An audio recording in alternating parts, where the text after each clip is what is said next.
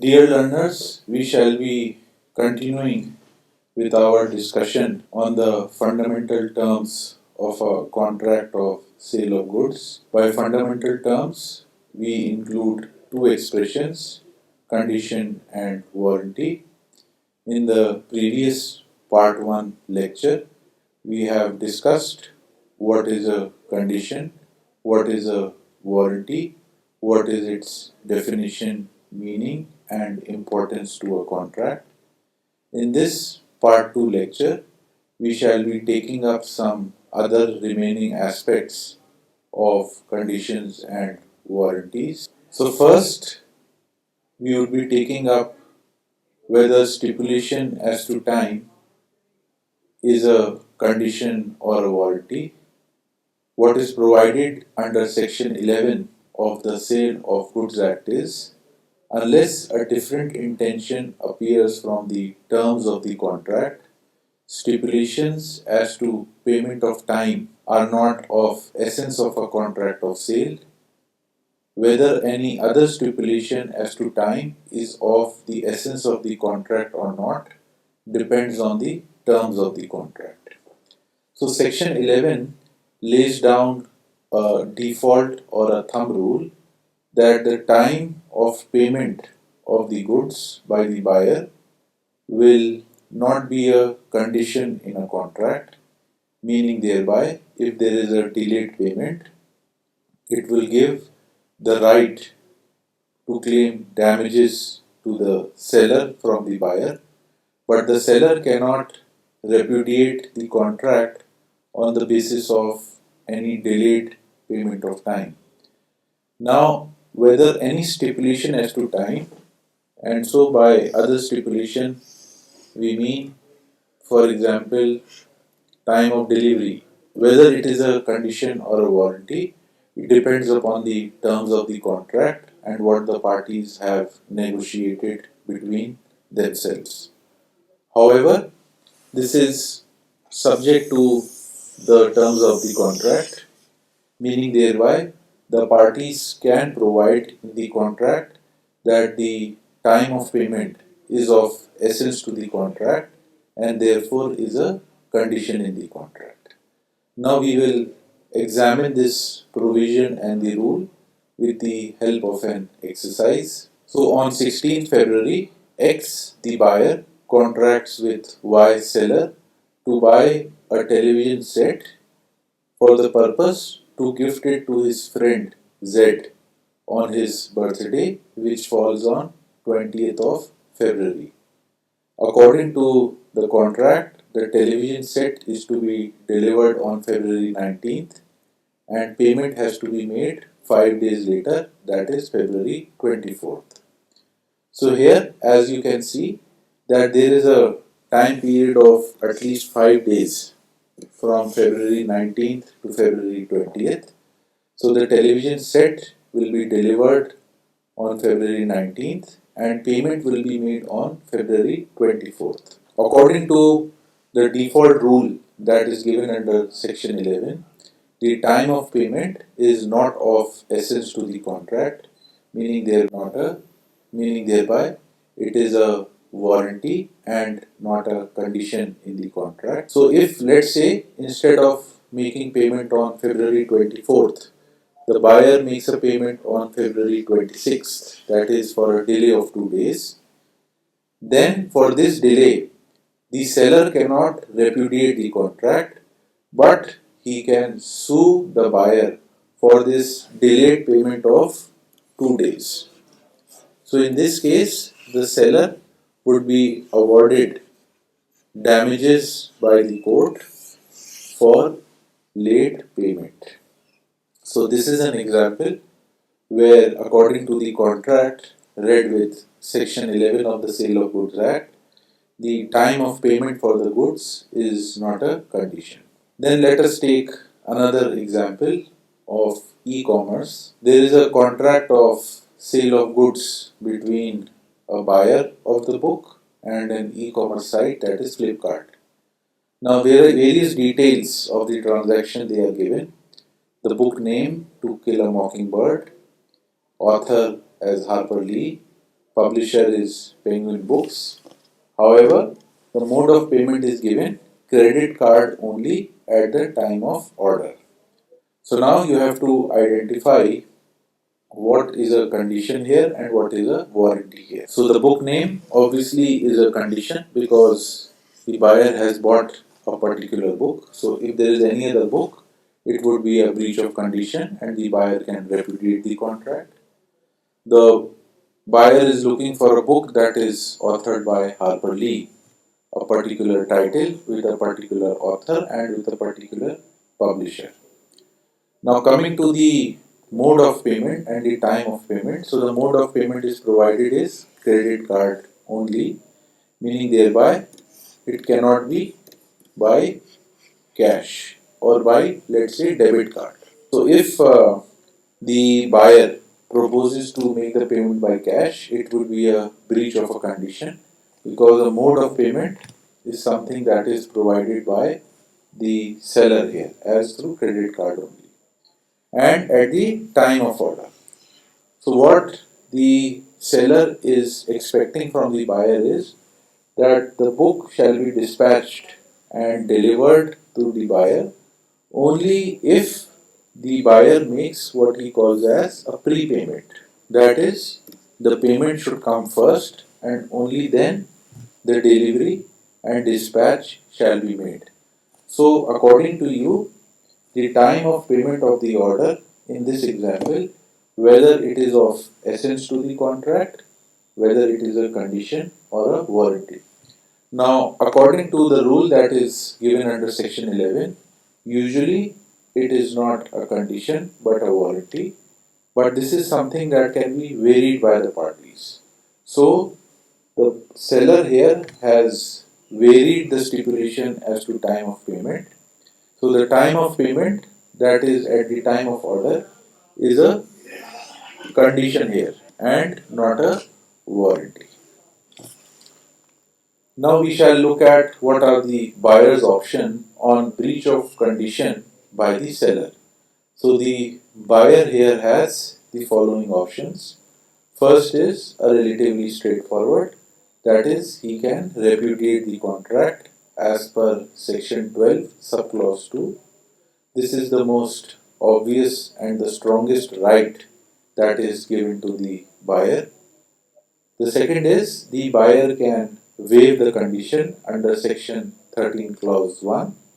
Whatever breach of condition has been there by the seller, notwithstanding, the buyer can accept the goods, in which case he would be deemed to have waived the condition. And the third is that the buyer can convert the breach of condition as a breach of warranty and sue the seller for certain damages for any loss that may be caused to the buyer. This conversion can be done according to section 13 clause 1 of the Sale of Goods Act. Now we shall be looking at certain examples and exercises to make the concept clear on this conversion. So we have this case on 16 February. X, the buyer, contracts with Y, the seller, to buy a television set to gift it to his friend Z on his birthday on February 20th. The television set is to be delivered on February 19th. Y delivers the television set to X on February 22nd and X gifts it to Z on February 23rd. So which option has the buyer exercised? So here at the outset, the first thing that is clear is that what was agreed was the date of the delivery. However, when it was actually delivered, there is a breach and there is a breach of 3 days. Now, the buyer can choose this breach of condition to repudiate the contract. But here, what the buyer has done is that he has kind of accepted it and he has further passed it on to his friend Z, although he could not do it on his birthday, but he did it later on. So here the buyer has definitely not exercised the option of repudiating the contract. According to the facts of this case, it is also not mentioned whether the buyer has chosen to sue the seller for the damages for these 3 days. So he has also not converted this breach of condition into a breach of warranty. So he has exercised the option of waiver of his right to repudiate the contract. So if the buyer accepts the goods and does not sue the seller for any breach of condition, he is deemed to have waived the condition. So here the buyer has exercised the option of waiver. Now waiver of condition can also be seen with the help of this example. Supposing you wish to buy a book on e-commerce, so you see the cover of the book, you see the title and you see the edition. So you want the latest edition. So generally latest edition are costlier as compared to former editions. So you have ordered the second edition of this book, but what has actually been delivered to you is the first edition. So this is a breach of condition. Now when the book actually is delivered to you and you open the packet, you find that this is the first edition that has been delivered and not what you saw and what you read in the terms of the contract. So here you have the option of returning the book. If you return the book within a period specified in the agreement, then you have exercised the right to repudiate the contract. The second thing that you can do is that you can accept the book. If you accept the book, then it would be treated as a waiver of the condition. So if there is any defect in the goods as per the terms of the agreement and if you keep the book, then it would be a waiver of the condition. Now let us see some more examples. So we'll take up the example on the left hand side first. So X, the buyer, contracts with Y, the seller, a vendor in used cars, to purchase second-hand Honda City car, which he personally chose while visiting the seller's garage. Car was fit in all respects when inspected. However, after the inspection, but before delivery, it developed a major engine snag. X accepts the car but later sues Y for damages. So which option does the buyer exercise in this case? So here, as we can see, that there was a major engine snag. So this is a breach of a condition. But what the buyer has done is he has accepted the car and he has later sued the seller for damages. So this is the exercise of the option of conversion of condition to a warranty. If X would have simply accepted the car and not sued the seller for the damages, then he would have waived the condition. But because he has claimed for damages, it is an example of conversion of condition to a warranty. The other example that we have is X, that is a passenger, contracts with Y, who is a travel agent, to book a railway ticket from Delhi to Bombay in class 1. However, without informing the buyer, seller provides a ticket for class 2 and X performs the travel. So here the buyer specifically asked for a particular class because there has been a breach, so this is a breach of a condition. So the buyer could have chosen to repudiate the contract and not make the payment to the travel agent. However, he has performed the travel and there is no evidence that he has sued the travel agent for any damages. So this would be considered as a waiver of condition.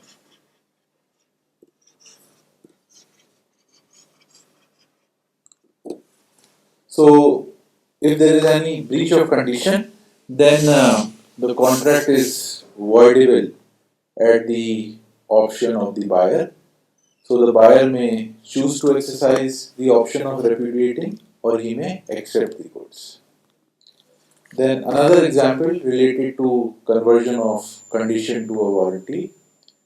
So, we have X, who is a buyer, orders on Amazon.com the book titled as Law as a Career by Tanuj Kalia, which was to be delivered at his residence according to the contract.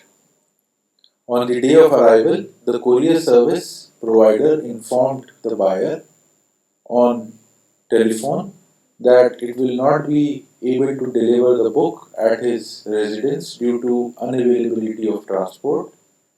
Further, the buyer was required to personally collect it from the courier head office. So X, the buyer, arranges for books delivery from personal expenses. So here what we find is that the book has to be delivered to the buyer. So this is a kind of a condition. If the book is not delivered at the designated place as agreed, the buyer can repudiate the contract. However, in this case, what we find is that X has arranged for the book's delivery from his personal expenses, and if he sues the seller for the cost that he has incurred for arranging the delivery of the book from the courier office to his residence, then it would be a conversion of a breach of condition to a breach of warranty. Because whatever extra expenses he has incurred, he now wishes to claim it from the seller. Now, what is meant by acceptance of the goods? It is provided under section 42. So, according to this provision, the buyer is deemed to have accepted the goods when he intimates to the seller that he has accepted it. So, this is like an express intimation. Or when the goods have been delivered to him and he does any act in relation to them which is inconsistent with the ownership of the seller. The third is that he retains the goods after a lapse of a reasonable time without intimating to the seller that he has actually rejected the goods. So here the first part is relatively clear, informing whether orally or through a written communication to the seller that I have accepted the goods. The second is that he does any act which is inconsistent with the owner of the seller, meaning thereby if he has transferred, let's say if he has further sold the goods to a third party, so his action of selling the goods to a third party is consistent that he considers himself as the owner and he does not consider the seller as the owner. So this is an act that is inconsistent with the ownership of the seller. And the third is he retains the goods beyond a certain reasonable period of time. So various e-commerce websites, they provide, let's say, an option to return the goods within a period of 14 days or 7 days if they are not fit for your purposes or if wrong goods have been delivered.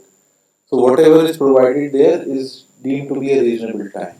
So if you retain the goods beyond a reasonable time without intimating to the seller, then you would have deemed to have accepted the goods although there is no formal communication from your part. Now, the conditions and warranties, they could be further classified as express or implied. Express means written into the contract, and implied means although they are not written into the contract, but they are through an operation of the law. So, implied is like with the effect of law, and express is as decided by the parties in the agreement itself. Similar classification applies to warranties also. So, in the next upcoming lecture, we shall be looking at express and implied conditions and warranties. So, we end this part 2 lecture on fundamental terms, that is, conditions and warranties. Here is a summary of both part 1 and part 2 lecture. So, we have taken a discussion on the introductory features of condition and warranty. Condition as something that is main or essential to a contract, whereas a warranty is of secondary importance. Therefore, there is a difference in the remedy on their respective breaches. For a breach of condition, contract can be cancelled. For a warranty, it cannot be cancelled, but only a suit for damages can be filed. The buyer's option for breach of condition is repudiation of the contract, the obvious choice, the waiver of the condition, and conversion from condition to warranty. So, with this, we end this lecture on the introductory aspects of condition and warranty. We shall continue our discussion on the implied aspects in the subsequent lectures. Thank you very much.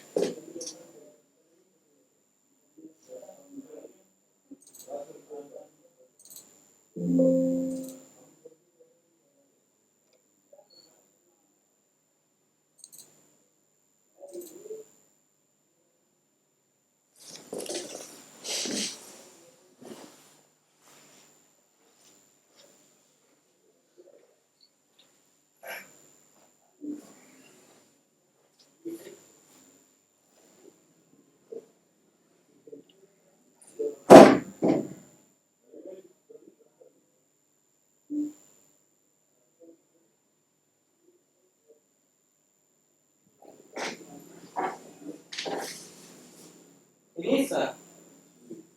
Sir, finish.